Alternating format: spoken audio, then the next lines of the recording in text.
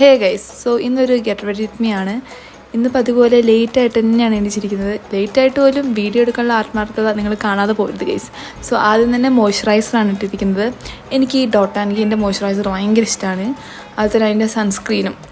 അപ്പോൾ അതാണ് ഞാൻ യൂസ് ചെയ്തത് ഇപ്പം.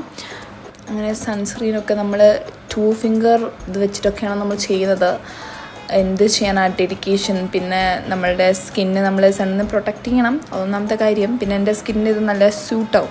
അതുകൊണ്ട് ഞാൻ ഡോട്ട് ആൻഡ് ഗീനെ യൂസ് ചെയ്യുന്നത്. പിന്നെ എനിക്ക് പിരികമില്ല, അപ്പം ഞാൻ ഐബ്രോ പെൻസിൽ വെച്ച് ജസ്റ്റ് ഒന്ന് വരച്ച് കൊടുക്കണം.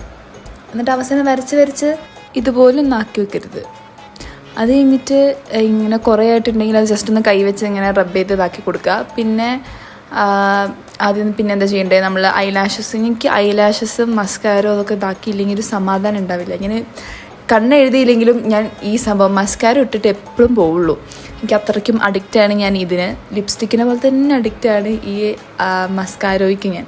അങ്ങനെ അതൊക്കെ ഇട്ട് കഴിഞ്ഞ് കണ്ണെഴുതണം. ഇങ്ങനെ ക്യാമറ നോക്കി എഴുതി കഴിഞ്ഞ് നടക്കില്ല.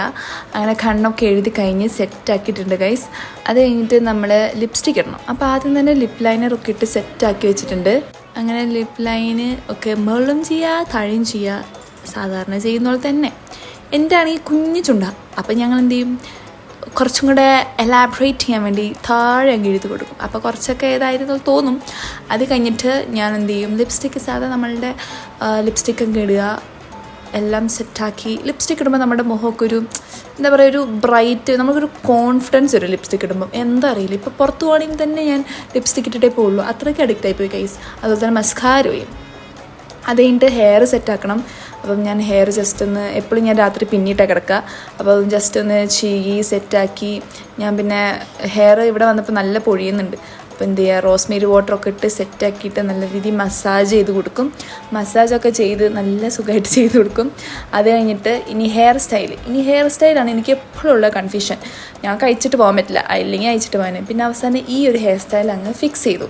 അങ്ങനെ എൻ്റെ ഇന്നത്തെ ഗെറ്റ് റെഡി വിത്ത് മീ ഇവിടെ കഴിഞ്ഞിരിക്കുകയാണ് ഗൈസ്. So by.